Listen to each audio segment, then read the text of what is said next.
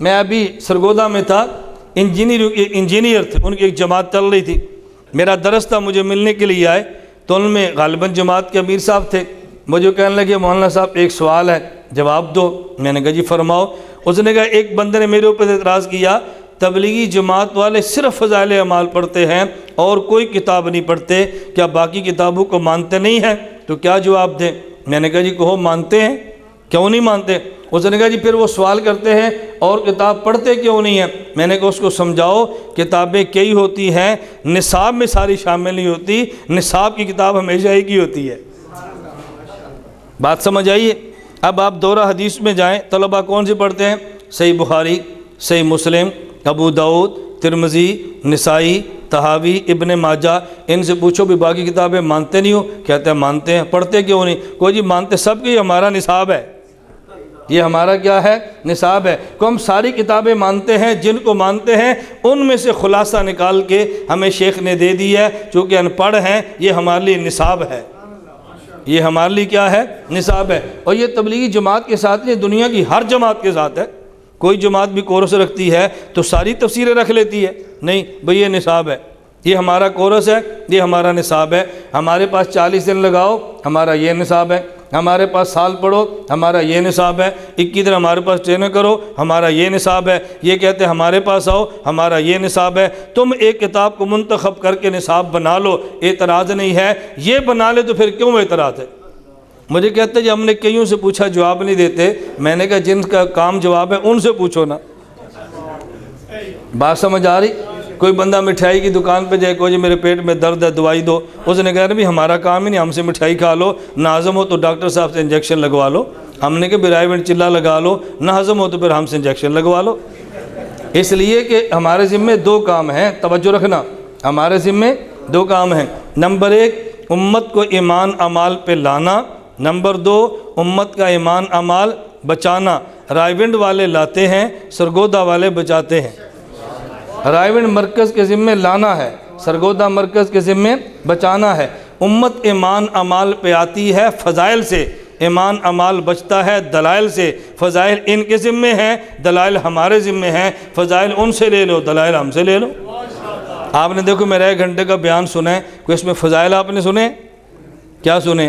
دلائل۔ اور اگر کوئی تبلیغی بزرگ ہو تو وہ کیا سناتا؟ فضائل ان کا کام ہے، دلائل ہمارے ذمہ ہیں۔ بس ہم ایک کام کہتے ہیں، ہم آپ کے فضائل مانیں، آپ ہمارے دلائل مانو۔ امت کو توڑنا نہیں ہے، جوڑنا ہے۔ توڑنا ہے یا جوڑنا ہے؟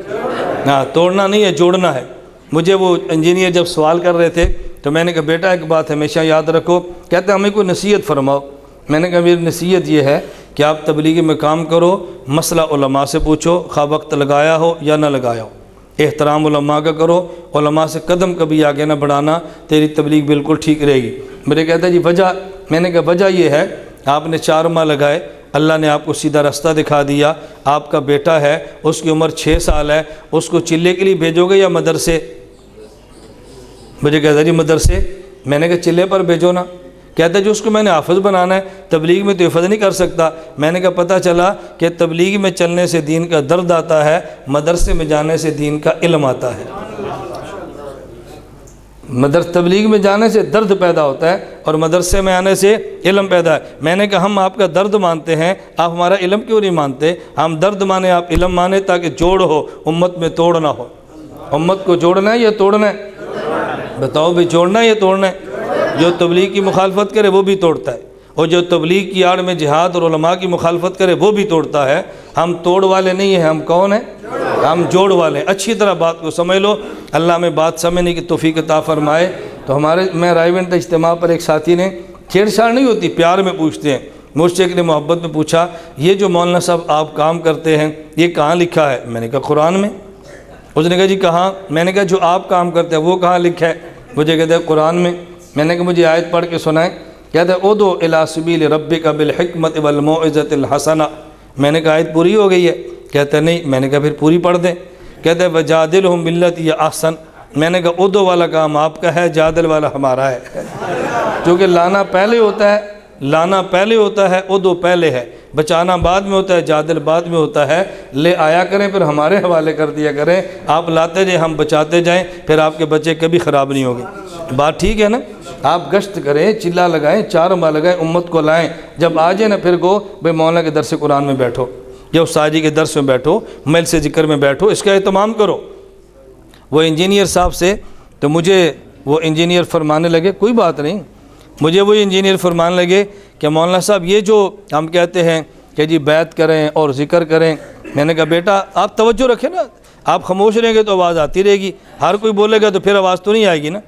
میں نے کہا بیٹا مجھے یہ بتاؤ آپ نے 6 نمبر یاد کیے ہیں؟ مجھے کہتا ہے جی یاد ہے. میں نے کہا علم و ذکر بھی آتا ہے؟ کہتا ہے جی آتا ہے.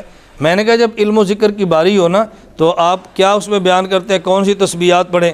کہتا ہے جی ہم کہتے ہیں کہ جس کا شیخ موجود ہو اپنے شیخ والی تسبیحات پڑھے, جب شیخ نہ ہو تو پھر 3 تسبیحات. میں نے کہا معلوم ہوا 3 ان کے لیے جن کا شیخ نہ ہو, اصل شیخ ہے. اصل کیا ہے؟ اس لیے آپ تبلیغ کا کام بھی کریں لیکن خانقاہ کے شیخ سے بیعت رکھیں اور پھر کام کریں. کوئی بھی خانقاہ کا شیخ تبلیغ سے منع نہیں کرتا. یہ بات ٹھیک ہے غلط ہے؟ میں اس لیے بات کہہ رہا ہوں, اس وقت جو ہمارا وقت ہے یہ بڑا نازک وقت ہے, اور اس نازک وقت میں امت کو توڑنے والی باتیں نہ کریں, اس نازک وقت میں امت کو جوڑنے والی باتیں کریں. امت کو جوڑنا ہے یا توڑنا ہے؟ امت کو جوڑنا ہے, امت کو توڑنا نہیں ہے. اللہ ہم سب کو جوڑنے کی توفیق عطا فرمائے. دیکھیں میں نے اپنے پورے گھنٹے کے بیان میں کسی پر اعتراض نہیں کیا, اعتراض کا دفاع کیا ہے. مجھے بڑا تعجب ہوتا ہے جب بس اوقات منفی پروپیگنڈے کا آپ بھی شکار ہو جاتے ہیں. مولانا بہت سخت ہیں, میں نے کوئی نعرہ لگوایا ہے؟ بتاؤ, کوئی لگوایا؟ کچھ بھی لگوایا. کوئی سختی کی ہے؟ کچھ بھی نہیں کی. کوئی فتویٰ دی ہے؟ کچھ بھی نہیں کیا. میں نے اتنا کہا بھی ہمارے کعبے اچھے تھے, ان پر یہ اعتراض, اس کا یہ جواب ہے. یہ تو دنیا کے ہر بندے کو حق حاصل ہے. اس لیے آپ سینہ بڑا رکھیں اور دل بڑا رکھیں. اللہ پاک ہم سب کو امت کو جوڑنے کی توفیق عطا فرمائے, اپنے عقائد اور اعمال میں مسلک اہل و سنت والجماعت پہ پابند رہنے کی توفیق عطا فرمائے. وآخر دعوانا ان الحمدللہ رب العالمین.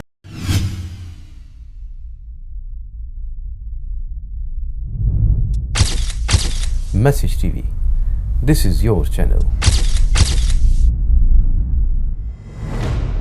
This is your channel.